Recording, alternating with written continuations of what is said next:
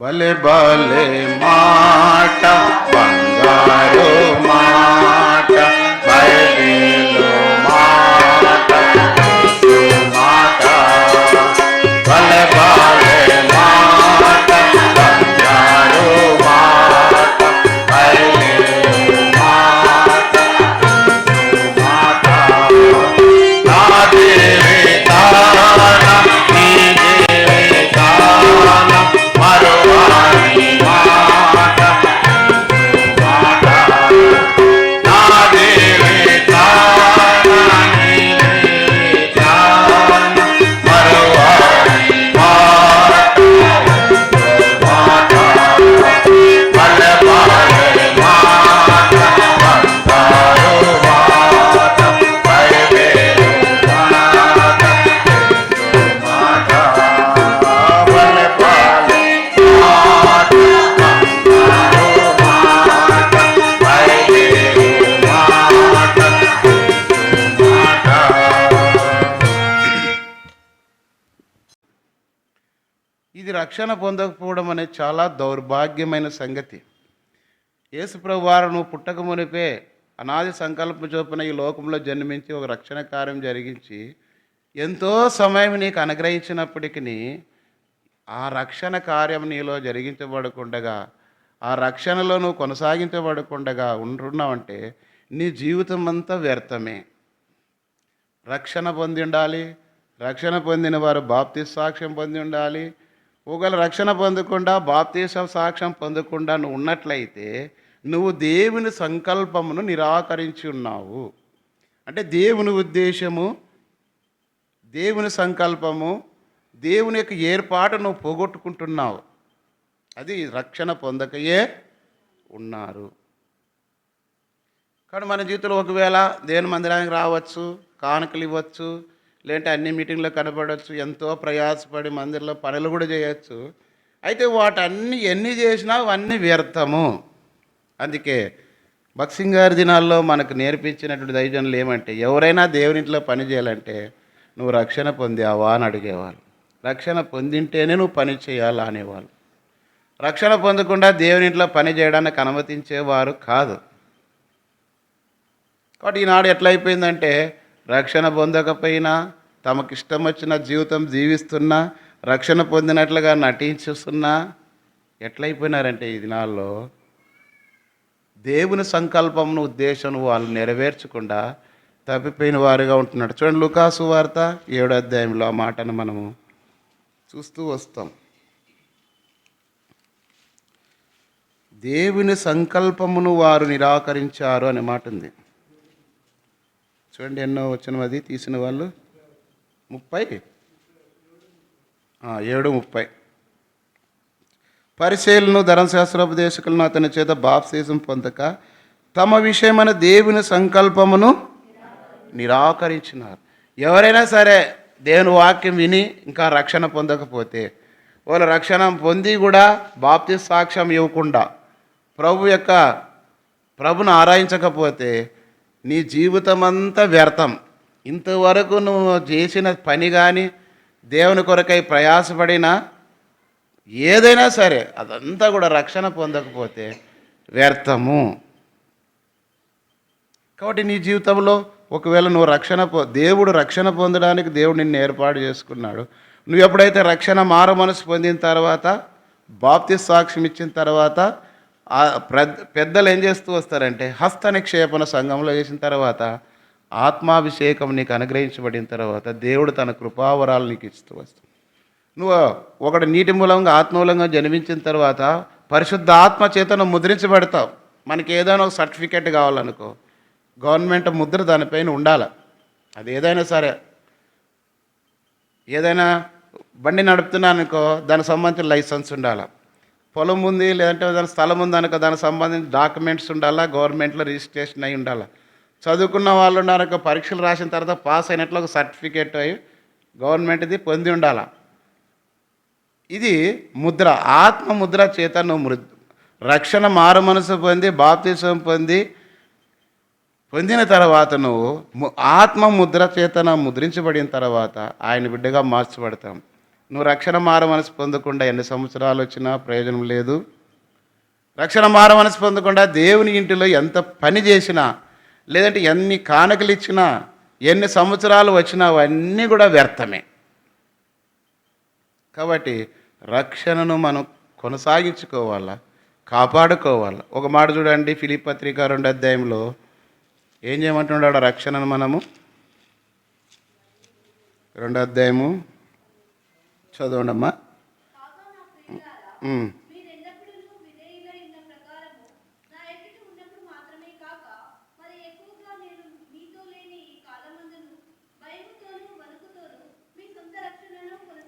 కాబట్టి మనము భయముతోనూ వణుకుతోనూ మీ సొంత రక్షణను కొనసాగించుకోవాలంటే ఏం చేయాలి? దాన్ని కాపాడుకోవాలా. అంతేగాని రక్షణ పొందినానులే, ఎక్కడో చోట బాప్తిసం తీసుకున్నానులే, కాబట్టి ప్రభుబలలో పాల్గొంటున్నానులే, ప్రార్థన చేస్తున్నానులే, కానుకలు వేస్తుంటానని కాదు. నీ రక్షణను కాపాడుకోవాలి. అందుకే నీ కలిగిన దానిని జాగ్రత్తగా చేపట్టుకోవాలి. మనకి ఏదైనా ఒకటి ఉందనుకో, కాపాడుకోవాలా అంటారు కదా కొంతమంది. ఏం తల్లిదండ్రులు ఇచ్చినది కాపాడుకోవాలంటారు, ఆస్తి పాస్తులు.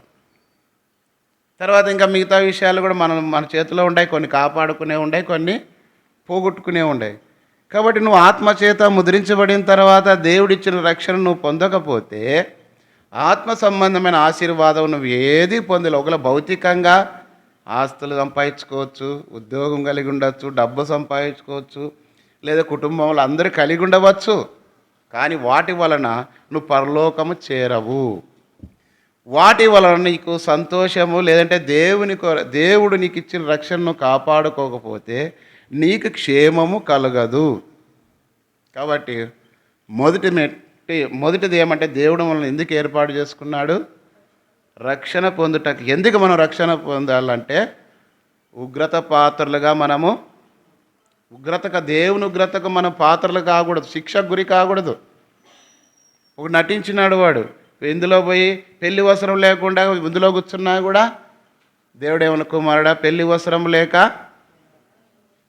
ఎలాగూ వచ్చి అని కాళ్ళు చేతులు కట్టికమైన బిలంలో. ఒకవేళ అనుకోవచ్చు ఇక్కడ మందిరంలో వచ్చి కూర్చోవచ్చు, అన్నీ చేస్తున్నట్లు కనపడవచ్చు, భక్తి వేషాలు వేసుకొని నటించవచ్చు. అయితే ఒక దినం వస్తుంది, నువ్వు రక్షణ పొందకపోతే, మారు మనసు పొందకపోతే, బాప్తి సాక్షి మీకపోతే, సంఘంలో చేర్చబడకపోతే ఆత్మ సంబంధమైన ఆశీర్వాదము నీకు ఏది రాదు. అది ఎట్లా అంటే, ఉదాహరణకి దావీదును సౌలు సమూయేలు అభిషేకించినప్పుడు దేవుని ఆత్మ దావీదులోకి వచ్చిన తర్వాత గొల్యాతను విజయం పొందినాడు, యుద్ధాలలో విజయం పొందుతూ వచ్చినాడు. సంసోను దేవుని కొరకై ప్రతిష్ఠించిన తర్వాత ఆయన సింహాన్ని చంపినాడు. అంతేకాకుండా 1000 మందిని గాడిద. కారణం ఏంటంటే దేవుని ఆత్మ అతను ఏం చేసింది?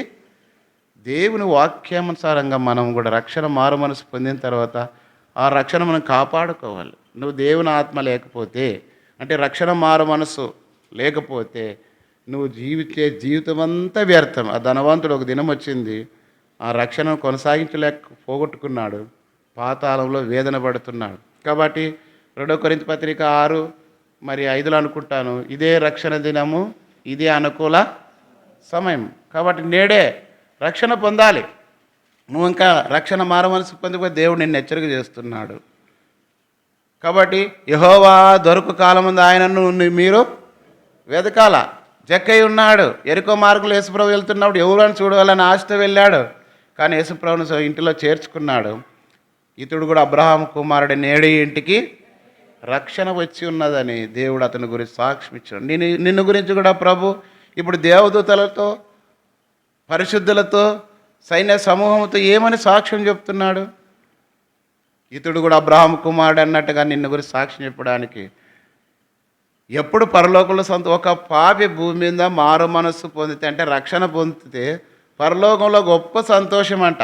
దేవదూతలు, కెరూబులు, సెరూబులు, పరిశుద్ధులు అందరూ సంతోషించే విషయం అంటే నువ్వు రక్షణ పొందాలి.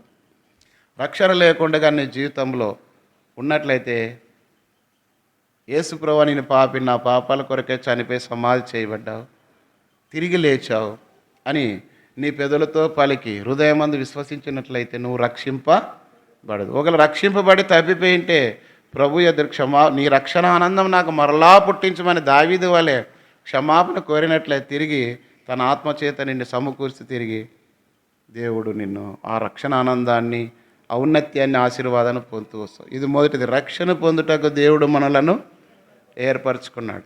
రెండవది చూడండి, ద్వితీయోపదేశకాండం 7:6. ద్వితీయోపదేశకాండము 7:6. నీవు నీ దేవుడైన యెహోవాకు ప్రతిష్ఠిత జనము, నీ దేవుడైన యెహోవా భూమి మీద ఉన్న సమస్త జనముల కంటే నిన్ను ఎక్కువగా ఎంచి నిన్ను తను స్వకీయ జనముగా ఏర్పరచుకొనెను.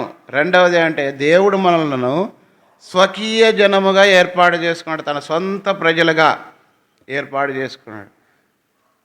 ఏం చేస్తారు? ఉదాహరణకి ఒక వ్యక్తి ఉన్నాడనుక, ఆ వ్యక్తి వివాహం చేసినప్పుడు ఆమె ఇతనికి భార్య అవుతుంది, ఈ ఇంటికి వారసురాలుగా ఎంచబడుతుంది. ఇతడు కూడా ఆమెకు భర్త అవుతాడు. వారి ఇరువురు మధ్యలో ఉన్న సంబంధ బాంధవ్యాలను బట్టి వారికి ఒక కుటుంబం అని, వాళ్ళకు పుట్టిన పిల్లల్ని ఏమంటారు? వాళ్ళ పిల్లలు అంటారు. ఇప్పుడు ఆ పాతకాలంలో తండ్రి పేరు ఒకటి రాసేవాళ్ళు. ఇప్పుడు ప్రతి అప్లికేషన్లో తల్లి పేరు, ఆ తండ్రి పేరు, తల్లి పేరు రాయాల్సిందే. టీసీల్లో కూడా ఉంటాయి. ఇప్పుడు సర్టిఫికేట్లో కూడా అన్నింటిలో దాదాపు తల్లి పేరు తండ్రి పేరు రాయాల. సర్టిఫికేట్కి ఏదైనా అప్లై చేసినప్పుడు కూడా మదర్ పేరు ఫాదర్ పేరు రెండు రాయాల. ఇంతకుముందు ఒకటే ఉండింది. కాబట్టి స్వకీయ జనముగా మనం ఉండాలంటే మొదటిగా రక్షణ పొందిన తర్వాత ఆయన పిల్లలుగా మార్చబడుతూ వస్తాం. ఎందుకంటే తనకు స్వకీయ జనముగా అంటే భూమి మీద తన ప్రజలు ఎంతోమంది ఉన్నారు. అయితే వాళ్ళందరిలో దేవుడు మనల్ని ప్రతిష్ఠిత ప్రజలుగా అక్కడ చూసుకున్న భాగం చదవండి. 14:21 ద్వితీయోపదేశకాండం 14:21.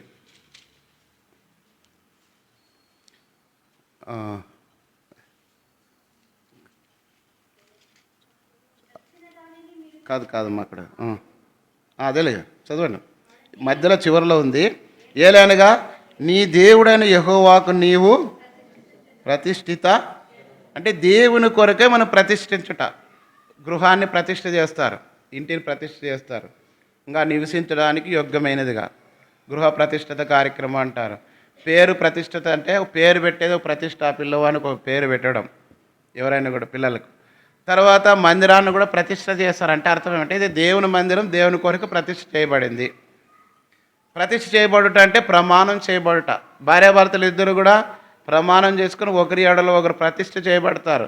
నిన్ను కాక నేను వేరొకరిని అని ఆ ప్రమాణం రోజు అన్నీ చెప్తారు. అంటే వారు ఒకరి కొరకు ఏమైపోయినారు? ప్రతిష్ఠ చేయబడ్డారు. ఇప్పుడు మనం కూడా దేవుని కొరకు ఈ లోకంలో ఏం చేయబడినాము?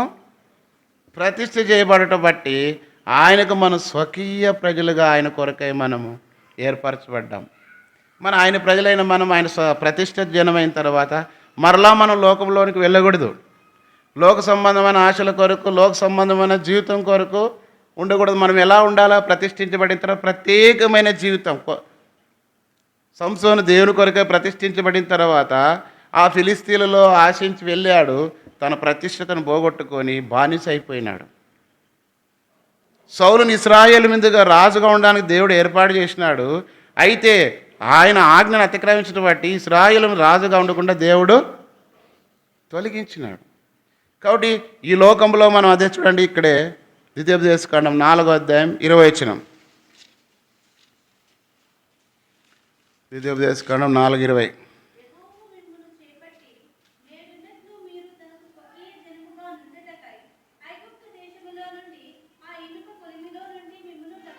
కాబట్టి మిమ్మల్ని ఎక్కడి నుంచి రప్పించినట్టు నేడున్నట్లు స్వకీయ జనంగా ఆ దినంలో ఉండకుండా ఐగుప్తు దేశంలో ఎట్లుండారంట వారు? ఆ ఇనుప కొలుములో దాసులుగా ఉన్నారు. 8వ అధ్యాయంలో ఉంది.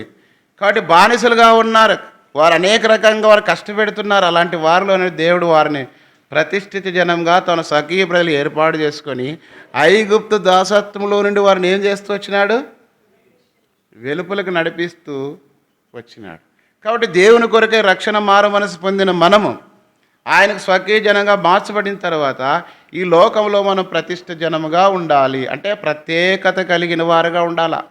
అంతకుముందున్న మాటలు, అంతకుముందున్నటువంటి బట్టలు, అంతకుముందున్నటువంటి నడవడిక అవన్నీ మనలో ఉండకూడదు. లోకస్తుల్లాంటి జీవితము, శరీరాశలు, నేత్రాశ జీవడం ఉండకూడదు. మన జీవితం ప్రత్యేకించబడిన వారుగా, ప్రతిష్ఠించబడిన వారుగా ఉండాలి. అదే అపోస్తలుడైన పౌలు చదువుతాం చూడండి. 2 కొరింథీ రాసిన పత్రిక 6వ అధ్యాయము. కొరింథీయులకు రాసిన 2వ పత్రిక 6వ అధ్యాయము 18 అనుకుంటాను, చదవండి. ఆ, ఉమ్.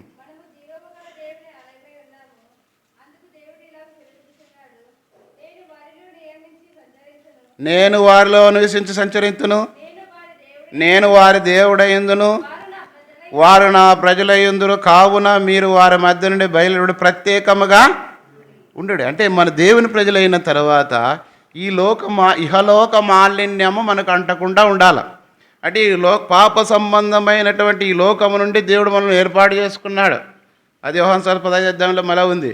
లోకము నుండి మిమ్మల్ని ఏర్పాటు చేసుకున్నాను అన్నాడు. ఈ లోకంలో ఉన్నట్టుగా ప్రజలు ఉన్నట్టుగా లోకాశలు కలిగిన వ్యక్తులుగా మనం మరలా బతుకుతూ ఉన్నామంటే నువ్వు ప్రతిష్ఠిత జనము కాదు. అంటే దేవుని సంకల్పము, దేవుని ఏర్పాటును పోగొట్టుకున్నావు. దేవుని ఎడల ఉద్దేశం కలిగి ఉన్నాడు. సౌలు గాడులు ఎదుర్కొంటూ వస్తే ఇశ్రాయేలు ప్రజలు రాజు కావాలంటే వాళ్ళ మీద రాజుగా దేవుడు ఆ సౌలుని దేవుడు ఉద్దేశం కలిగి ఉన్నాడు. అయితే దేవుని ఆజ్ఞను అతిక్రమించి లోబడకపోవటం బట్టి సౌలు రాజుని ఏం చేసేసినాడు? రాజుగా ఉండకుండా అతని దేవుడు తొలగించినాడు.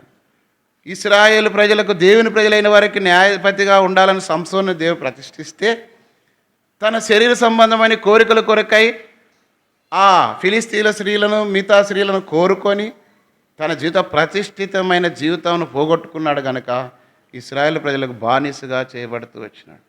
కాబట్టి దేవుని ప్రజలైన మనము ప్రతిష్ఠిత చేయబడిన తర్వాత, ఆయన స్వకీయమైన ప్రజలైన తర్వాత ఇంకా లోక సంబంధమైన వాటి కొరకు మనం ప్రాకులాడకూడదు. లోకస్తుల వలె మన మాటలు, మన జీవితము, మన ప్రవర్తన ఉండకూడదు. ఉదాహరణకి 38 సంవత్సరాల నుంచి ఒక వ్యక్తి కోనేరు దగ్గర ఉన్నాడు. అయితే ప్రభు దేవదూత కోనేటిని కదిలించినప్పుడు ఎవరైతే ముందుగా కోనేటిలో మునుగుతారో వారికి ఆ రోగము స్వస్థత పొందుతూ వస్తారు. కానీ ప్రభు అతన్ని లేపిన తర్వాత ప్రభు అతనితో ఒక మాట చెప్పినాడు, మరి ఎక్కువ నీకు కీడు కలుగుకున్నట్లుగా. చదవండి ఆ మాట. ఎన్నో వచనము? 14 చదువుమా. 5:14.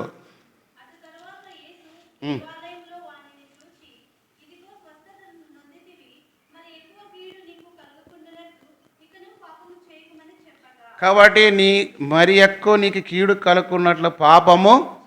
ఆ స్త్రీని కూడా అన్నాడు కదా, వ్యభిచారం వలన పట్టబడిన స్త్రీ 8వ అధ్యాయంలో, అమ్మా నేను నీకు శిక్ష విధించును, ఇక వెళ్ళి పాపము చేయకము. అంటే దేవుని కొరకై ప్రత్యేకించబడిన తర్వాత, దేవుని ప్రజలైన తర్వాత తిరిగి లోక సంబంధమైన జీవితం ఏదైనా నీలో వచ్చినట్లయితే నువ్వు దేవుని ప్రజలుగా, ఆయన స్వకీయ జనంగా ఉండకుండా దేవుడు కొట్టివేస్తాడు. నాలో ఫలింపని ప్రతి తీగను తీసి బయట పారివేస్తాడు.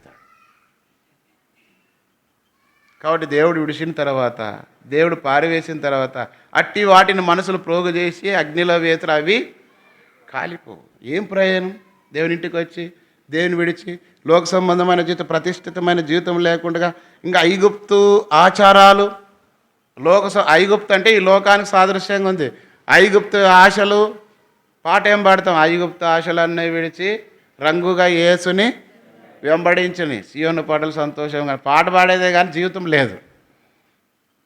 కానీ దేవుని ప్రజలుగా మనం ప్రతిష్ఠించబడిన వారుగా మనం ఉంటే అప్పుడే దేవుడు మనల్ని ఆశ్రయిస్తూ వస్తాడు. అందుకే ప్రతిష్ఠించబడిన మాటలు అంటే ఎట్లా అంటే దేవుని మాట మనం వినేవారుగా ఉండాలి. దేవుని మాట వినడం అంటే దేవుని వాక్యం ఏం చెప్తుందో అప్పుడే నువ్వు ఆశ్రయించబడతావు. ఇదే ద్వితీయోపదేశకాండ 28వ అధ్యాయంలో, నీ దేవుడైన యెహోవా మాటను శ్రద్ధగా విని ఎడల ఈ దీవెనలన్నీ నీ మీదకి వచ్చి నీకు ప్రాప్తించును అన్నాడు.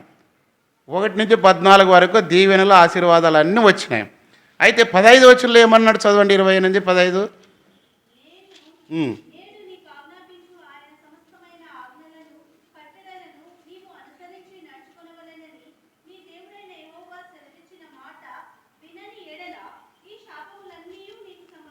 కాబట్టి ఎప్పుడైతే ఆయన మాటలు మనం వినమో, ఆయన వాక్యాన్ని గైకొనమో, ఆయన వాక్యానుసారం నడుచుకొనమో, ప్రత్యేకించబడిన జీవితం లేకుండా జీవిస్తామో, ఈ శాపములన్నీ నీ మీదకి వచ్చి సంభవిస్తాయి. ఇంకా అవన్నీ చదివితే చాలా భయంకరమైనటువంటి పరిస్థితులు ఉన్నాయి అన్నీ. కాబట్టి మనం కూడా శాపం ఎప్పుడు వస్తుందంటే దేవుని మాట వినకపోవడమే. స్వకీయ జనం అంటే దేవుని మాట వినాలి. అబ్రహాం విన్నాడు. అందుకే అబ్రహాం 22 అధ్యాయంలో మనం చూసిన కుమారుని అర్పించిన తర్వాత, అర్పించడానికి కొండపోయేందుకు వెళ్ళిన తర్వాత దేవుడు పొట్టేలను మళ్ళీ దానికి బలిగా అర్పించిన తర్వాత అన్నాడు, నీవు నా మాట వినినందున భూలోకంలోను వంశములన్నీ నీ మూలముగా ఆశ్రయించు. దేవుని మాట మనం వింటే ఆశీర్వదించబడతాం. భౌతికంగా ఉండేవి కాదమ్మా, ఆత్మీయంగా ఇంతకంటే రెట్టింపైన దీవెన. కొద్ది వాటిలోనే మనం తప్పిపోతున్నాం. ఏదో కలిగిన కొద్ది దాంట్లోనే అంటారు కదా, ఏదో సామెత ఉంది. కాబట్టి అట్లా కాదు, మనం ఏదో దేవునికి అపనమ్మస్కులు అవుతున్నాం. దేవుడు కొంచెం మన జీవితము మన బ్రతుకుని జ్ఞాపం చేసుకొని, ఒకవేళ మన పితరులో మనకి ఎవరో కలిగిన వారి ద్వారా దేవుడు జ్ఞాపం చేసుకొని కొంచెం ఇచ్చిన వెంటనే తప్పిపోయి దేవునికి దూరం అయిపోతున్నాం.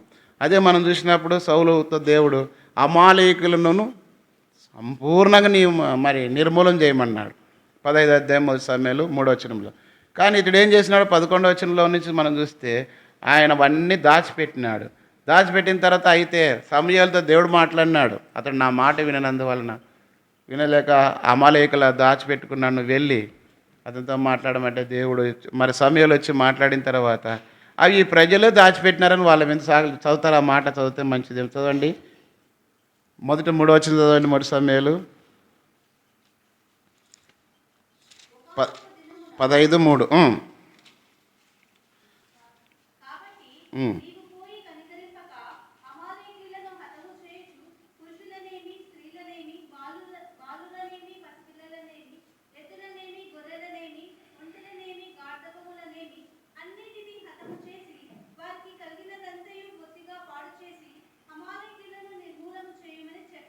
కాబట్టి దేవుడు చెప్పిన మాట ఇప్పుడు ఏం చేసినాడు? 9వ వచనం,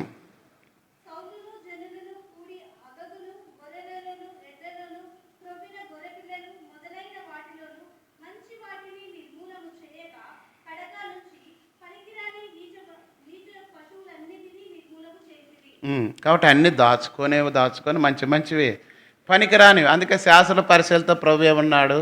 ఒంటెని దిగుమింగి దోమని వడగట్టు వారలారా. ఒంటె పెద్దదా, దోమ పెద్దదా?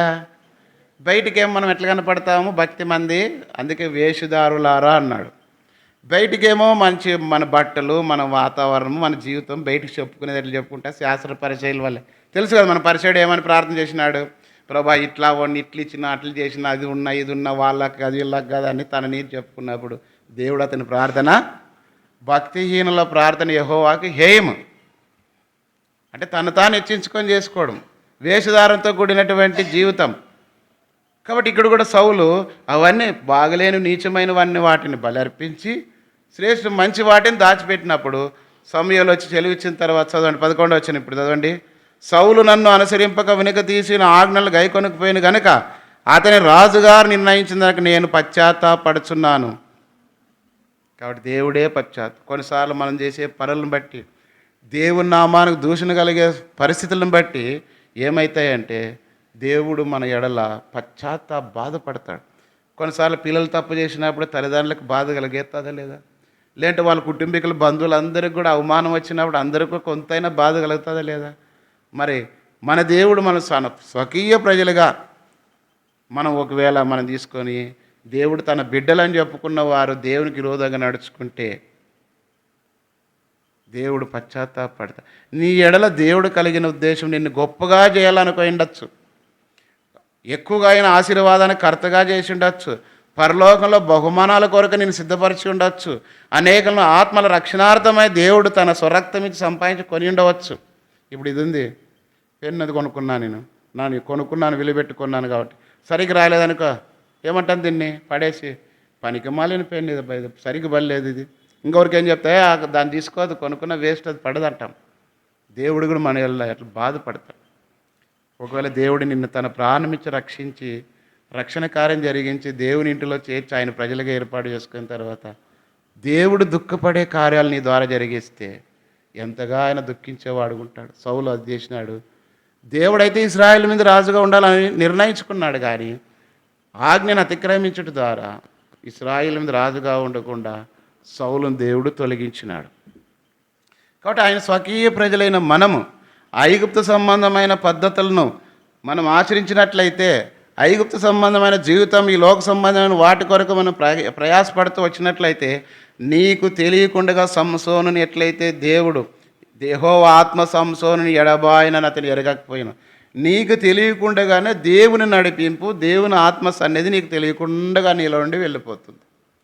పోయిన తర్వాత నీ హృదయం కఠినమైన మనసు వస్తుంది. అంటారు కదా సామెత, ఏమంటారంటే లోకంలో అయితే బరి తెగించిన వాళ్ళకి ఎవరేం చెప్తారంటారు చూడు, అదే జరిగేది.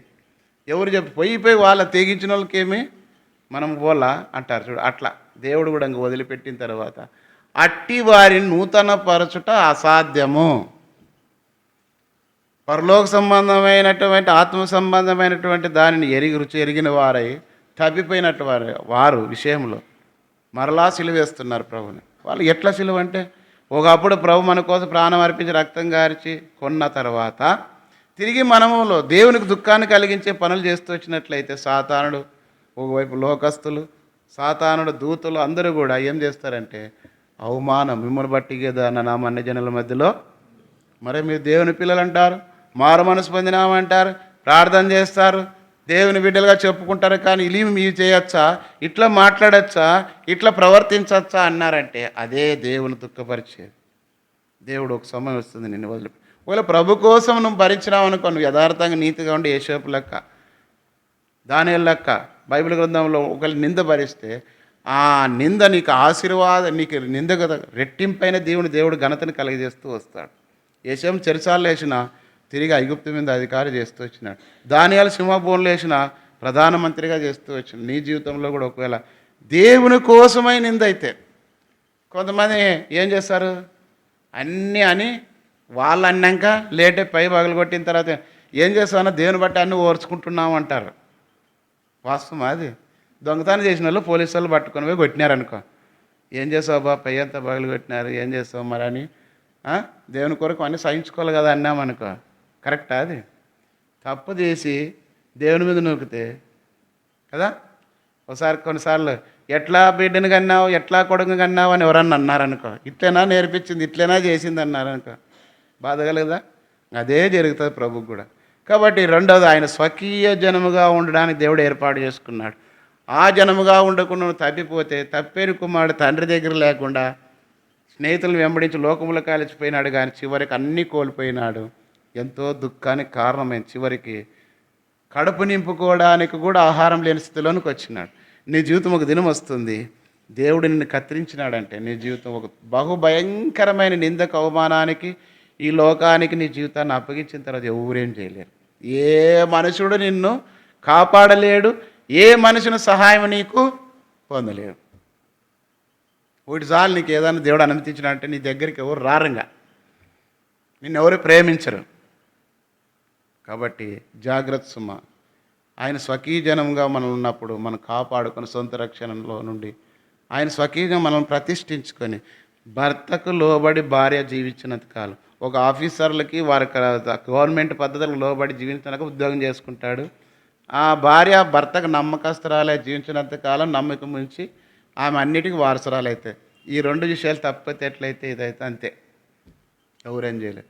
కాబట్టి ఆయన స్వకీయ జనముగా ఉండడానికి దేవుడు మనలను ఏర్పాటు. మూడవది చూడండి, 1 పేతురు 2:9. సమయం కొద్దిగా ఉంది కాబట్టి త్వరగా విషయాలను ముగిచేస్తాను. 2:9 అయితే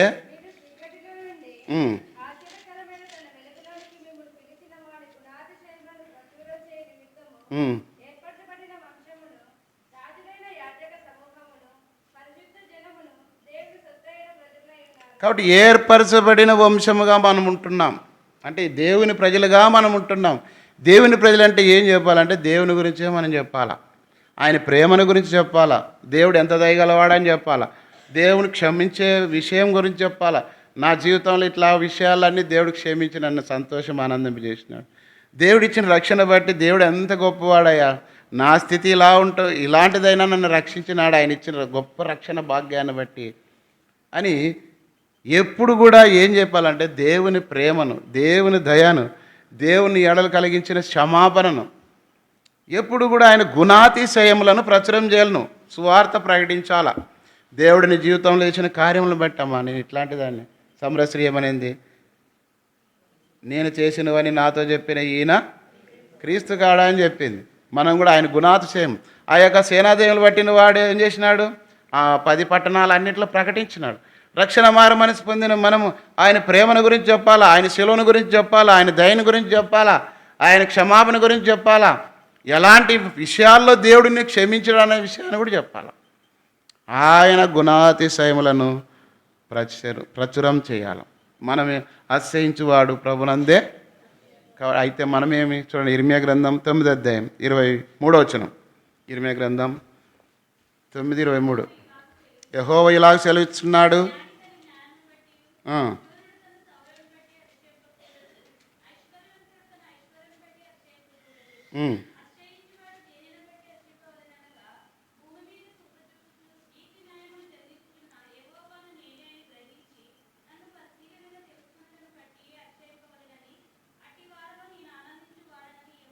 కాబట్టి దేవుడు కృప చూపిన దాన్ని బట్టి ఇంతకాలం బతుకున్నానంటే, ఇన్ని విషయాల్లో దేవుడు సాయం చేసినాడంటే దేవుడు ఇచ్చిన కృపయా, దేవుని దయ వలన. ఒకవేళ కొంతమంది అంటనా ప్రైజ్లో అన్నా బాగున్నారా అంటే, అన్నా దేవుని మహాకృప వలన బాగున్నామన్నా, దేవుని పిల్లలుగా మాట్లాడేది. లేటే కొన్ని విషయాలు ఏదో అడదా, దేవుని దయ వలన పలానా సమస్య వచ్చిందన్న, ఆ సమస్యలో దేవుడు ఇట్లా సాయం చేసినాడు, ఎట్లా ప్రభు అని ఏడ్చి ప్రార్థన చేస్తే ఇట్లా చేసినాడు. ఆయన చేసిన కార్యాలను గురించి, దేవుడిని ఏళ్ళు జరిగించిన కార్యాల గురించి చెప్పాలా. ఒకవేళ ఎవరైనా ఏదైనా స్థితిలో ఉంటాయా, దేవుడు గొప్పవాడు, ఈ పరిస్థితిలో ఉన్న వాళ్ళని ఈ రీతికి సాయం చేసినాడు, నా జీవితంలో కూడా ఇట్లా చేసినాడు, కాబట్టి ప్రభుని యేసుక్రీస్తునందు నువ్వు విశ్వాసం ఉంచితే నీ జీవితం కూడా బాగు చేస్తాడు అని చెప్పగలిగే స్థితిలో మన సాక్ష్యం ఉండాలా. అది ఆయన గుణాతిశయములను ప్రచురం చేయడానికి దేవుడు మనలను, మనం తింటే చాలు, మనం ఉంటే చాలు, మనకుంటే చాలు అనుకోకూడదు. మనం తింటే చాలు, మనకుంటే చాలు, మనం ఉంటే చాలు. అర్థమైందా పదాలు? మనం తింటే చాలు, మనకుంటే చాలు, మనం ఉంటే చాలు. ఎవరు అన్నట్లు అన్నా పోని, ఇది కాదు. క్రీస్తు గుణాతిశయములను ప్రచురం చేయాలి. అది దానికోసం దేవుడు మనల్ని ఏర్పాటు చేసుకున్నాడు. కొంతమంది నేను ఇది చేసి అది చేసి అట్లా పెడితే అది కడితే ఇది చంపాయిసి ఇది ఏర్పాటు చేసుకుంటే అవన్నీ దేవుడు లెక్కలోనికి రాడు. నా ప్రాణమా ఏమన్నాడు ఆ ధనవంతుడు, తినము తాగు అనేక సంవత్సరాలకి ఇవి చేసినట్టు ఎర్రివాడ ఈ రాత్రి ఈ ప్రాణమును సేమ్ తమ గురించే చెప్పుకుంటారు. మేము ఎట్లాంటి వాళ్ళని కూడా, మా నాయన ఎలాంటి వాడిని, మా ఇంత సంపాదించుకొని ఒకప్పుడు ఎట్లున్నాలనుకున్నాం. ఇవన్నీ దేవుడు లెక్కలోనికి రావు, అవన్నీ కొట్టివేయబడతావు. ఎప్పుడంటే దేవుడు కృప చూపుతూ జ్ఞాని తన జ్ఞానం బట్టి, ఏముంది ఎక్కువ జ్ఞానం ఉన్న వాళ్ళకు పిచ్చులు వేస్తే బజారు పాలు బట్టలు లేకుండా తిరగాల్సి వస్తుంది. బలవంతుడు, బలం కలిగిన వాడు మైక్ టైసన్ అని, ఆయన మైకల్ టైసన్ అనుకుంటాను కదా, ఆయన బాక్సర్ లాగా ఉంటాడు, ప్రపంచంలో నంబర్ 1 ఆయన. హుసేన్ బోల్ట్ అనేది నంబర్ 1 రన్నింగ్లో. అలాంటి వ్యక్తులు ఇప్పుడు 2 మనుషులు పట్టుకొని నడిపించాలి. బలం పోయింది. ఒకప్పుడు వాళ్ళ దెబ్బకి అంత ఓడిపోయేవాళ్ళు. ఇప్పుడు కింద ప్రాకుతూ 2 నడుచు వీళ్ళు చీరలో తీసుకొస్తారు. మన బలం ఎంతకాలం శాశ్వతం కాదు అంటారు కదా, కండ ఎంతకాలం ఉంటుంది, కరిగిపోయినాక తెలుస్తుంది. బలం ఎంతకాలం ఉంటుంది. మనం ఎన్ని రకాల సూత్రాలు పాటిసి ఎన్ని తిన్నా శరీరతత్వం ఒక సమయము ఒక వయసు వచ్చే కొద్దీ దేవుడు ఏం చేస్తాడంటే చిన్న చిన్నగా అన్ని బోల్ట్లు నట్లు బ్రేకులు అన్నీ లూజ్ చేస్తుంటాడు. అప్పుడు ఎక్కినట్లు మెటుకులు ఎక్కలేం, అప్పుడు వంగి పని చేసినట్లు ఇప్పుడు చేయలేం, అప్పుడు తిన్నట్లు కూడా ఇప్పుడు దీని అరిగిలేం. ఒక ఆయన చెప్పినాడా, అన్న అప్పుడు నేను దయ్యం తిన్నట్లు తింటుంటన్నా, ఇప్పుడు ఏం తినలే, ఇంత తినేతలకి ఆయాసం అవుతుంది అంటే, నేను వయసు పెరిగినాక ఎవరు అన్నం పెట్టరు కదా ఇంట్లో అని దేవుడే తగ్గించిన వాళ్ళే అంటాడు. వయసు ఎందుకంటే అప్పుడు తిన్నట్లు తింటే ఎవరు పెడతారు? ఇంట్లో వాళ్ళు ఏమంటారు తెలుసా, ఏం పని చేస్తున్నావు ఇంత తింటావు అంటారా లేదా?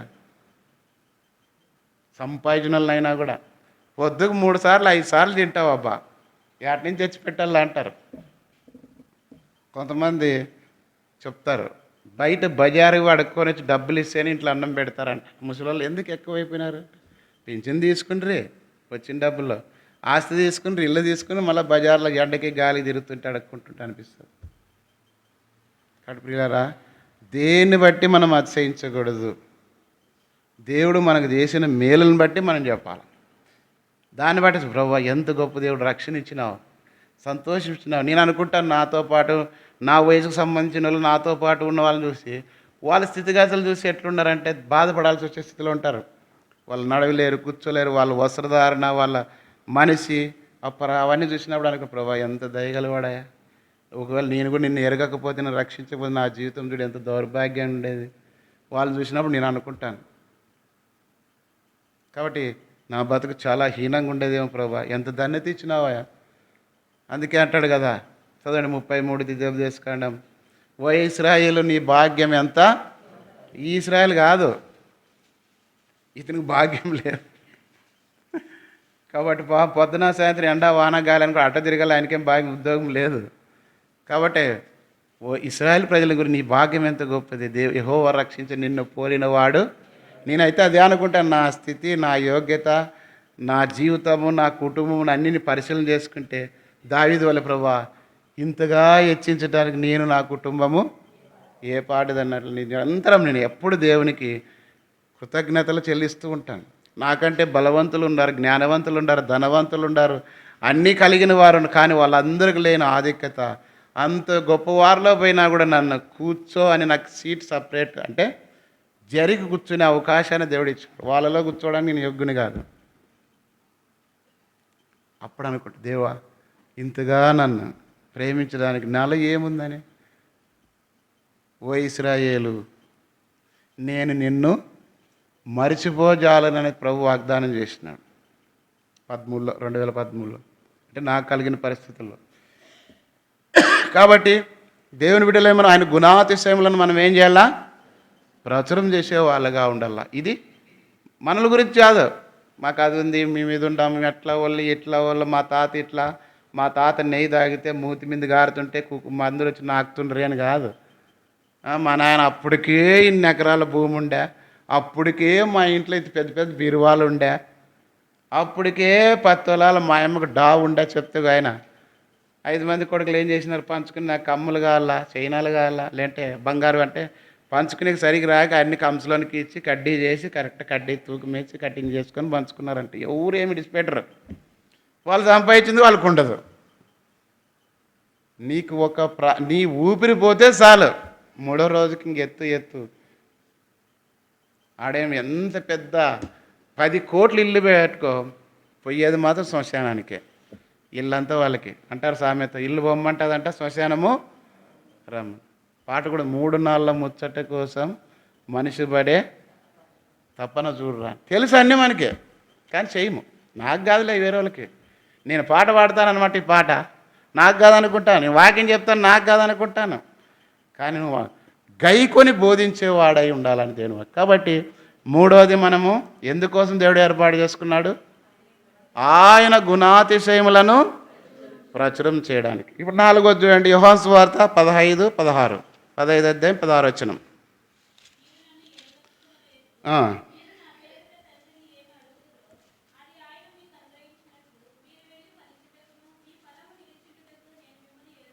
కాబట్టి మీరు వెళ్ళి ఫలించుటకును మీ ఫలము నిలిచియుటకును మిమ్మల్ని ఏర్పరచుకొని నియమించి. దేవుడు ఎందుకు నియమించాడంటే మనం ఫలించాలా. మనం ఒకటి ఇలా ఉండేదానికి కాదు. కోడి కొనుక్కున్నాం, గుడ్లు పెట్టాలా, 20 పెడితే 10 10 పిల్లలు లేపితే కనీసం 5 లేపాలా.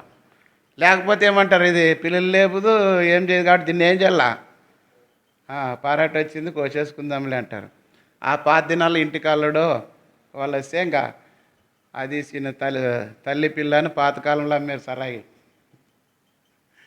చిన్నది పెద్దది తెచ్చుకొని బామారదలు వచ్చినారంటే పెద్ద ప్రేమ. అప్పుడు మందు తెచ్చుకొని ఇంట్లో కోడి కోసుకొని ఇద్దరు మాట్లాడుకుంటా అది ఇది. అప్పుడే చెప్పేది, అమ్మా నా బిడ్డని నువ్వు ఖచ్చితంగా చేసుకోవాలా, నీ కొడుక్కి, నా కొడుకు నీ బిడ్డని చేసుకోవాలని. ఇంకా అప్పుడు మాట ఇచ్చినాను, ఇంకేమనట్లేదు. అప్పుడు వాళ్ళకి ఇంట్లో కూడా ఆడాలి. అప్పుడు ఇప్పట్లాగా కాదంతా, ఇప్పుడంతా సొంత రాజ్యాంగం అంతా ఏం చెల్లవు.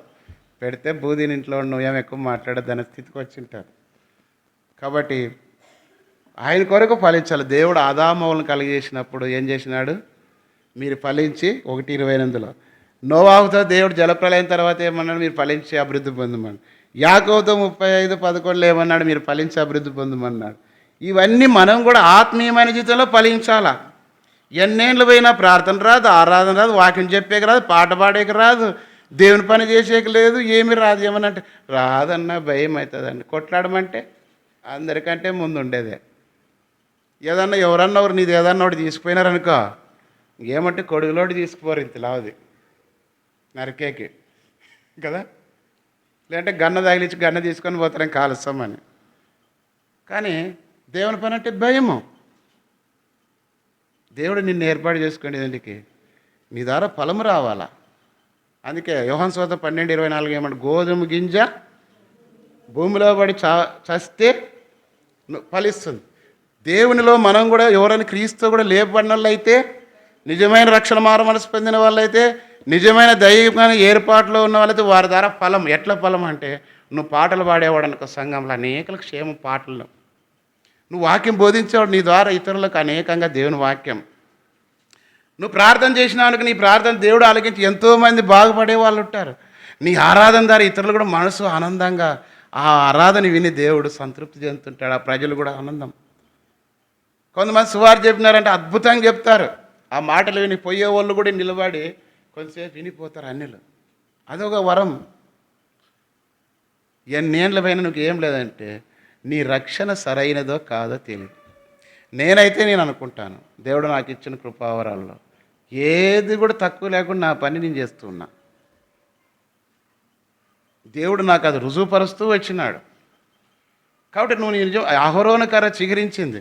దేవుడు ఒక పని కొరకు నిన్ను ఏర్పాటు చేసుకున్నారంటే నీ ద్వారా సంఘములో లేదంటే నీ ఇంటిలో నీ ద్వారా ఇతరుల కుటుంబానికి ఆశీర్వాదం క్షేమం కలుగుతూ వస్తుంది. నేను 92లో రక్షణ పొందాను కదా, నేను రక్షణ పొందిన నాటి నుండి కూడా సొంతంగా దేవుడు నన్ను పోషిస్తున్నాడు. నా తల్లిదండ్రుల మీద కూడా ఆధారపడకుండా, వాస్తవం చెప్తా, నా చదువుకుంటే సమయంలో కానిలే 92లో రక్షించబడిన నాటి నుండి దేవుని ఆశీర్వాదం ఎట్లా అంటే ఏది కూడా తక్కువ కాకుండా దేవుడు పోషిస్తున్నాడు. నేను అది చెప్పగలను. ఒకవేళ నాకంటే ఉన్నవాళ్ళు ఉన్నారు, అన్ని రకాలు ఉన్నా, వాళ్ళకి లేని ధన్యతలో నేనున్నా.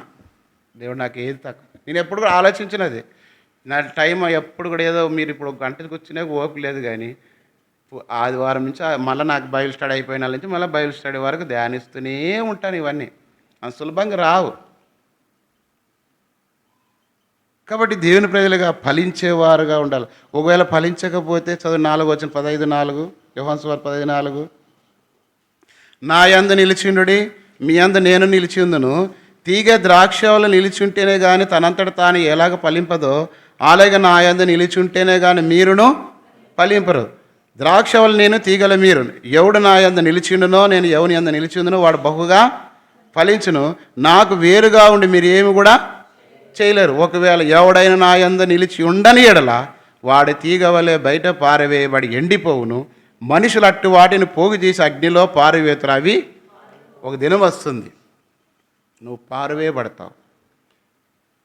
దేవుని ఇంటిలో దేవుని ప్రజలను తొలగించబడతావు. దేవుని ఇంటికి దూరంగా నీ జీవితం మారిపోతుంది. ఎవరు ప్రేమకు నోచుకోలేని దుస్థితిలోకి నువ్వు వెళ్ళిపోతావు. కాబట్టి ఆ దండత మనం కాబట్టి ఫలించాలి. ఫలిస్తే ఏమవుతామంటున్నాడు ఇక్కడ, చదవండి.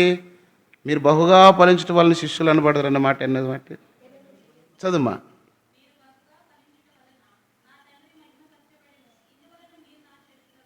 కాబట్టి మనం ఫలిస్తేనే ఆయన శిష్యులు, ఆయన బిడ్డలు అవుతాం. ఫలం లేదనుకో, నీలో సరైన జీవితం లేదనుకో, నువ్వు ఫలింపలేదనుకో, ఫలింపని ప్రతి చెట్టు నరకబడి అగ్నిలో ఒక దినం వస్తుంది, దేవుని శిక్ష వస్తుంది. దేవుని శిక్ష రాకముందే నీవు దేవునికి ఏం చేయాలా, అప్పగించుకొని ఫలించేదానికి. కాబట్టి మనం తెలుసు, అయ్యా ఈ సంవత్సరం కూడా రాళ్ళ తీసేస్తా, కంప తీసేస్తా, ఈ సంవత్సరం కూడా ఫలించినా సరే లేని ఎడలు దానిని దేవుడు కృప చూపుతున్నాడు. దేవుని కృపతో నువ్వు చెలగాటం ఆడద్దు, ఎదురాడవద్దు, దేవునితో పోరాడవద్దు, దేవునికి వ్యతిరేకంగా నడుచుకోవద్దు. దేవుని వాక్యానికి విరోధంగా నువ్వు నడుచుకుంటే దేవుని సంకల్పం నీ నుండి వేరైతుంది. సౌలును తొలగించి దావీదుని దేవుడు కోరుకున్నట్లు నీ ద్వారా జరగాల్సిన పని ఇంకొకరి ద్వారా దేవుడు జరిగిస్తాడు అనుకోవచ్చు. నీకు తెలియకుండానే దేవుడు నిన్నుగా వేరు చేస్తూ వస్తాడు. అదే సౌలుకు జరిగింది. యుద్ధంలో ఎక్కడ పోయినా విజయాలు లేకుండా ఓడిపోతూ వచ్చినాడు. చివరికి తన కత్తి మీద తనే పడి చనిపోయినా. జాగ్రత్త, ఆ దుస్థితి రాకూడదంటే నువ్వు ఫలించే ఎప్పుడు మనం దేవుని వాక్యం దివారాత్రము ధ్యానించలేవు. చదువుతారా? కీర్తనలు 1:3 రెండో వచనం, మొదటి అధ్యాయము రెండో వచనం. ఉమ్, ఉమ్. కాబట్టి ఎట్లా మనం ఫలించాలా? దేవుని వాక్యం అంటే ఆసక్తి. వ్యక్తిగతంగా దేవుని వాక్యం చదువుకోవాలా, ఉదయం సాయంత్రం ప్రార్థన చేసుకోవాలా, దేవుని కూడికల కార్యక్రమాలు అన్నిట్లో పాల్పొందుతుండాలా, దేవుని కొరకు నేను ఏం చేయాలని ఆశ కలిగి ఉండాలి. అది ఫలించుట. అంతేగాని ఇన్ని భూములు సంపాదించుకున్నాము, ఇన్ని ప్లాట్లు సంపాదించుకున్నాము, ఇంత డబ్బు ఎగబెట్టుకున్నాము, పిల్లల్ని ఇంత గొప్ప చేసినామంటే కాదు. ఏలితో అన్నాడు, నాకంటే నీ కుమారులు నీవు ఏం ప్రయోజనం లేదు. దేవుని కంటే ఎక్కువ ఏం చేసినా కూడా పరలోకములో సోమరువైనా చెడ్డదా. నిన్ను నమ్మి దేవుడు రక్షించుకున్నాడు, నీకు తలాంతి ఇచ్చినాడు, ఫలించాలా. కాబట్టి ఏదైనా ఒక పశువు కానీ, ఒక పక్షి కానీ, లేదంటే ఒక మనుషులు కానీ గొడ్రాలు ఉందంటే అది శాపం దేవుని వాక్యానుసారంగా. కాబట్టి మన జీవితంలో కూడా ఫలము లేని వారుగా ఉన్నామంటే దేవుని దృష్టిలో మనం ఏం అనిపిస్తున్నామంటే ఫలము లేని వారుగా ఉంటున్నాం. దానికి కారణం మనం ఎత్తుక్కోవాలి. ఎందుకు నాలో ఫలము లేదు, నా ద్వారా ఎందుకు? చదవండి, సామెతలో మాట ఉంది, 4వ అధ్యాయంలో, వాని కడుపులో నుండి జీవజల నదులు పారుననే మాట. చదవండి, 4:23. నీ హృదయంలో నుండి జీవదారులు బయలుదేరును, కాబట్టి అన్నిటికంటే ముఖ్యం నీ హృదయమును భద్రముగా కాపాడు. నీ హృదయం భద్రంగా. కాబట్టి మనం చూసుకున్న 5వ భాగం ఏమంటే దేవుని కొరకు ఫలించడానికి దేవుడు మనలను ఏర్పాటు. అట్లా భక్తులు వాళ్ళు సేవ చేసినారు. ఒక వ్యక్తిని దేవుడు ఏర్పాటు, ప్రపంచ దేశాలకు ఇన్ని సంఘాలు అయిపోయినాయి, ఎంతోమంది సేవకులు వచ్చినారు, వాళ్ళ ద్వారా సంఘాలు స్థాపించబడి ఎన్నో కుటుంబాల దేవుళ్ళ ఆశీర్వాదం పొంది సాక్ష్యాలు కలిగినాం. మన ద్వారా ఏముంది? కాబట్టి ఫలించాలి.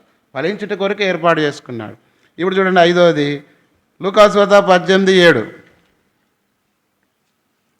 లూకాసు వార్త 18:7.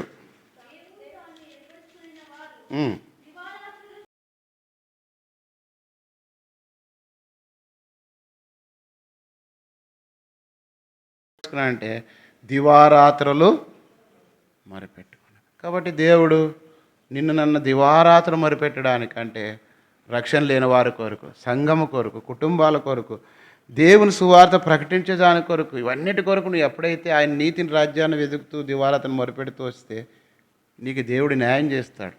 రేయి మొదటి జామున, విలాపవాక్యం 2:19 రాయబడింది. చదువుతారా? విలాపవాక్యములు 2:19.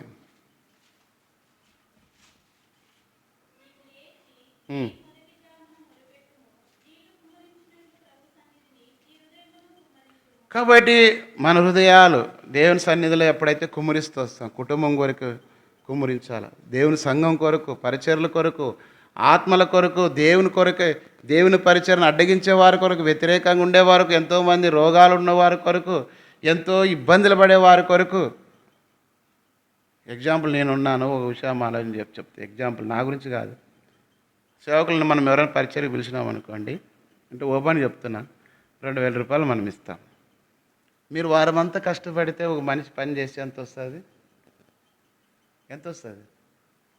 ఒకవేళ వారం రోజుకు 300 వేసుకో, 6 రోజులు కంటిన్యూ పోతే 6×18 వస్తుంది. కానీ ఒక రోజు వచ్చిన సేవకునికి ఎంత ఇస్తాము? అది చెప్తా. ఎందుకంటే ఎంత దేవునికి లెక్క చెప్పాలి కదా, మన కష్టార్జితమే కదా వాళ్ళు తీసుకునేది. కాబట్టి అంత సులభమైంది కాదు సుమా దేవుని పని అంటే. దేవుని ఇంట్లో దేవుడిచ్చిన ఫెసిలిటీస్ పొంది ఆ కష్టార్జితానికి మన 10 ఉద్యోగస్తులు ఉన్నారు, దానికి తగినంతగా చేయాలా. చేయకుండా ఉరికే జీతం వాళ్ళు లేరు, ఏదో మభ్యపెట్టి ఏదో చేసినంత మాత్రం అది ఆశీర్వాదం కాదు. కాబట్టి నేను అదే ఆలోచన, ఈ ప్రజల కష్టార్జితం వారంలో 3 రోజులు కూలి జరిగితే 3 రోజులు, దాంట్లో దశమ భాగం అని ఒక లెక్క, సపోజ్ 1000 రూపాయలు అయిందనుకో, 100 రూపాయలు కష్టంలో బాధలో ఉన్న దేవునికి ఇవ్వాలి కదని ఇచ్చింటారు. అట్లా అవన్నీ ప్రోగు చేసి ప్రజల సౌకర్యం, వాళ్ళకి ఏం కావాలా, ఏం ఇచ్చిన వాళ్ళది లెక్కేస్తాను, ఖర్చు పెట్టేది లెక్కేస్తాను, అన్నీ చూసుకుంటా, వృతాగా ఏది. అందుకే దేవుని ఆయన దానం అన్న ఒకటే చెప్పినాడు మాకు, దేవుని ఆత్మల విషయాన్ని దేనికి మీరు లెక్క చెప్పాలా అన్నాడు. సంఘ పెద్దలుగా ఉన్నవారు, సేవకులకు అంతకంటే ఎక్కువ చెప్పాలా. కాబట్టి దాని కొరకే ఇన్ని కష్టాలు, ఇన్ని పోరాటాలు, ఇన్ని సమస్యలు, ఇంత అనారోగ్యమైన పరిస్థితులు, ఇన్ని ఉన్నా దేవుని కొరకు ఎందుకు చేస్తున్నామంటే దేవుడు నియమించిన పని, అప్పగించిన పనులు నమ్మకస్తులని. దేవుని రాజ్యంలో పోకుండా మనం విడిపడితే ఎంత ఘోరమో కదా. దాని కొరకు మేము ప్రార్థన చేస్తాం. కాబట్టి బిల్లీ గ్రాహం గారు ఆయన డాక్టరు, కానీ దేవుడు సేవకు పిలిచిన తర్వాత రాలేని ప్రభావ కాదు డబ్బులు ఇస్తాను. భక్సింగ్ గారు కూడా అదే అన్నాడు, నేను డబ్బులు ఇస్తాను కానీ దేవుని సేవ చేయనని, కానీ నువ్వే కావాలని. ప్రపంచంలో నువ్వు ఇంతగా వర్ధిల్లడానికి నీ పరిచర్య కొన్ని మిలియన్ ప్రజలు రక్షణ మారమనసు పొందితే ఆయన ఇంటర్వ్యూ చేసి అడిగితే అన్నాడంటే ఏం కారణం అంటే 3 విషయాలు. మొదటిది ప్రార్థన, రెండవది ప్రార్థన, మూడవది ప్రార్థన. మన జీవితంలో యూదులు ఎట్లయితే ముమ్మారు ప్రార్థన చేసినారో అలాంటి ప్రార్థన ముమ్మారు దినానికి మనం మూడు సార్లు ప్రార్థన చేసి అలవాటుగా పెట్టుకొని హృదయాలు కుమ్మరించి ప్రార్థన చేసి అన్న కుమారు లేకపోతే ఇచ్చినాడు. మోసే దేవుని ప్రజల కొరకు ప్రార్థన చేసే దేవుడు నాయకత్వం చేస్తూ వచ్చినాడు. ఈ రీతిగా నెహెమ్యా కూడా ఆ ప్రజల కొరకు ప్రార్థన చేసే దేవుడు ఆ పని కొరకు నెహెమ్యాని వాడుకున్నాడు. నన్ను కూడా దేవుడు వాడుకునేదానికి ప్రార్థన చేయాలి. దేవుడు మనల్ని ఏర్పాటు చేసుకొని వండుకొని తిని పండుకొని టీవీలు చూసుకుంటా పనులు చేసుకుంటుండమని కాదు. వచ్చి ఏదో వాళ్ళు చెప్పినంతసేపు చెప్తారు, కొద్ది ఎక్కువ చెప్తే అబ్బాబాబా ఎంతసేపు చెప్పారని కాదు. నేను 2 గంటల సేపు నిలబడాలి. నేను పాటల నుంచి ఆరామ నుంచి ముగించే వారు నాకు ఎట్లుంటుందంటే డాక్టర్ ఏమో ఎక్కువసేపు నిలబడద్దు, బ్యాక్ పెయిన్ కాళ్ళ నొప్పులు వస్తున్నాయట. లేరు, మళ్ళీ ఏం చేయాలా? కాబట్టి ప్రజలారా, ప్రార్థన కొరకే దేవుడు మనల్ని ఏర్పాటు చేసుకుని. నువ్వు ప్రార్థన చేస్తున్నావా? ప్రధానులు ఎన్నో స్థలాలు మందిరాలు కూల్చేస్తున్నారు, ఎన్నో స్థలాల్లో దేవుని ప్రజలు హింసిస్తున్నారు, కొడుతున్నారు, అడ్డగిస్తున్నారు. భారం ఉంది. అది మన ఇంట్లో వాళ్ళకి ఏదైనా బాధ లేదంటే ఎంత ప్రయాసపడతాం, ఎన్ని రకాలకు పోతాం, అప్పు కోసైనా చూపించుకుంటాం, ఆ డాక్టర్ పోతాం, ఈ ఊరికి పోతామే. నశించే ఆత్మల గురించి కూడా భారం కలిగి ఉండాలి కదా. భౌతికమైన మనం ఎన్ని చేసినా ఒక రోజు అయితే పోతారులే అన్న. నిత్యత్వములో యుగాయుగాల కాలం అగ్నిగుండానికి వాళ్ళు పోతారని తెలుసుకుని నువ్వు ప్రార్థన చేయలేదంటే, సంఘంలో ఉండేవాళ్ళు రక్షణ పొందుకుంటూ వాళ్ళు పోతున్నారంటే దేవుడు నిన్నే అడుగుతాడు. నీ ఇంటిని గురించి అడుగుతాడు, నువ్వు ఉన్న సంఘం గురించి అడుగుతాడు. మనం ఉన్న గ్రామంలో బాధ్యతగా ఈ గ్రామస్తులందరి విషయం మనల్ని అడుగుతాడు. ఎందుకు అంత సువార్తలు చెప్తాము? ఎందుకు మైకులు పెట్టి మనకు పోవడానికి వీల్లేదు కాబట్టి మైకుల ద్వారా దూరం వినిపిస్తుంది? ఏదో రకంగా దేవుని వార్త వినాలా. పిల్లలైతే పొద్దున మందిరంలో పెట్టాలి, రాత్రి ఇంట్లోకి మోసుకొని పెట్టాలి, రాత్రి పొగలు తిరిగి ప్రయాసపడుతున్నారు. కాబట్టి దేవుని ప్రజలైన మనం ప్రార్థన చేసేవారు దేవుడు ప్రార్థన చేయడానికి ఏర్పాటు చేసుకున్నాడు. ఇది అయ్యే చూడండి. 5వది 6 చూడండి, 2వ దినవృత్తాంతంలో 29:11.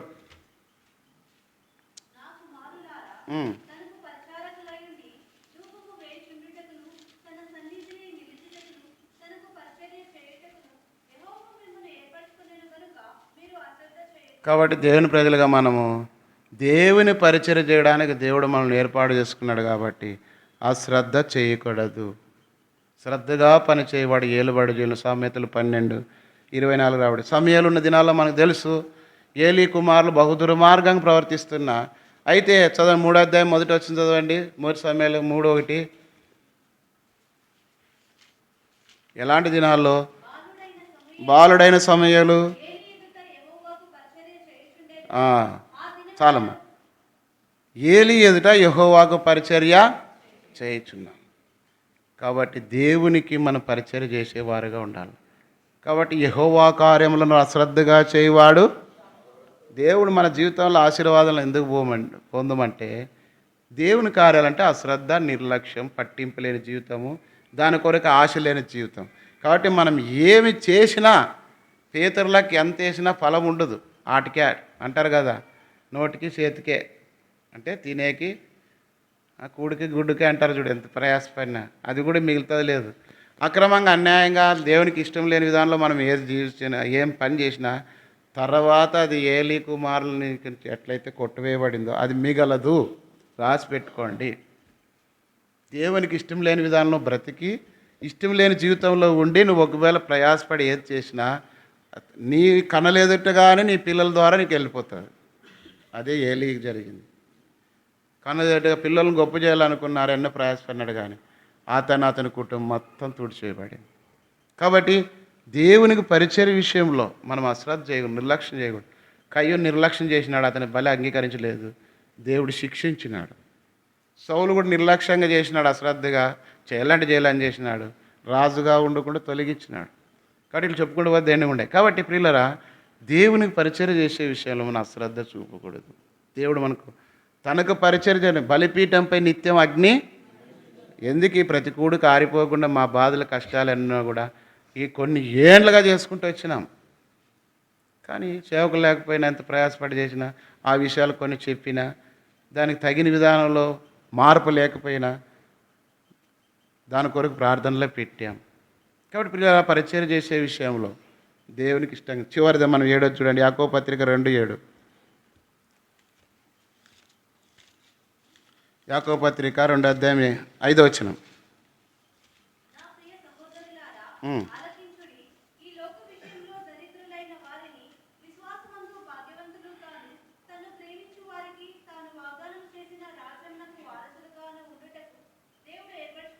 కాబట్టి విశ్వాసమందు మనలను భాగ్యవంతులుగా దేవుడు మన భాగ్యం అంటే ప్రభువైన యేసుక్రీస్తు వారిని ఎరుగుటే గొప్ప భాగ్యం.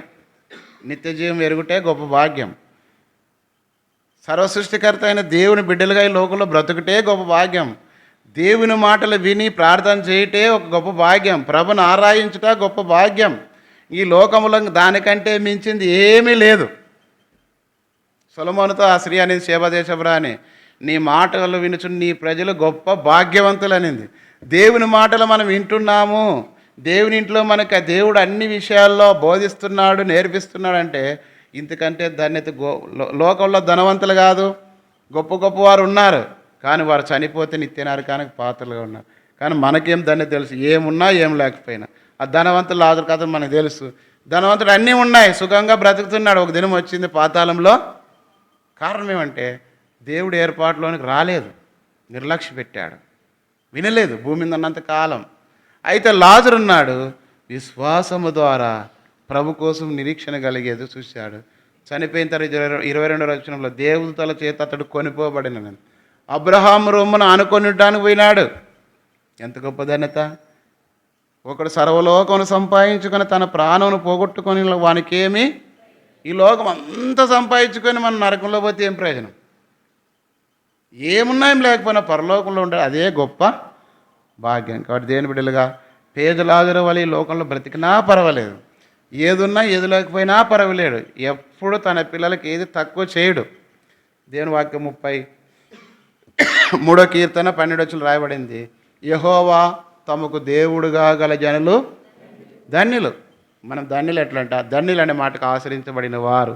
ఆత్మ సంబంధమైన ప్రతి ఆశీర్వాదం, ఈ సంతోషం, ఈ గొప్ప ఆనందం లేక ఎంతోమంది ఎన్నో రకాలు తిరుగుతున్నారు, చచ్చిపోతున్నారు. ఇల్లు లేదు, వాకిల్ లేదు, ఎక్కడ పడితే అక్కడ తిరుగుతున్నారు. బాలే. కానీ దేవుడు గొప్ప భాగ్యం.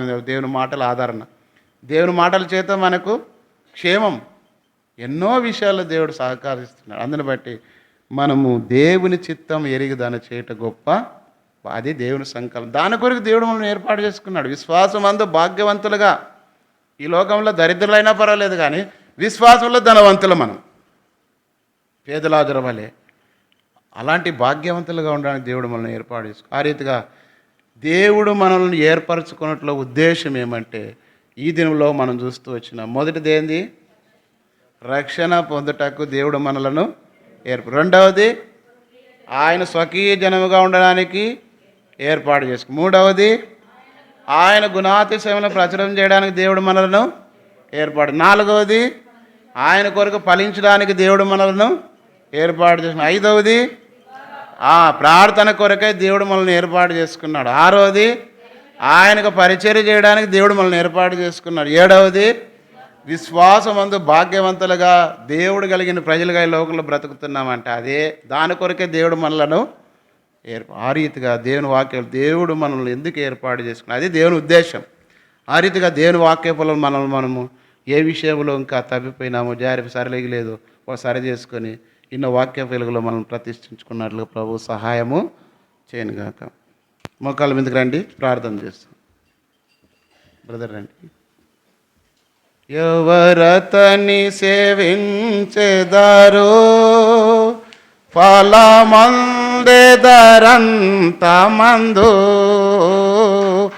ఎవరతని సేవించెదరో ఫలమందెదరంతమందు, ఇతరులకు లేనాటే ఆ ఘనతను నీకిచ్చే, ఇతరులకు లేనాటే ఆ ఘనతను నీకిచ్చే, కృతజ్ఞుడవై కొనియాడు ప్రభు పాద సన్నిధిని, కృతజ్ఞుడవై కొనియాడు ప్రభు పాద సన్నిధిని. నీ ప్రియ ప్రభుని సేవకై అర్పించుకో నీవే, పవిత్ర ప్రజలైన మీరు సేవించుడాయనని.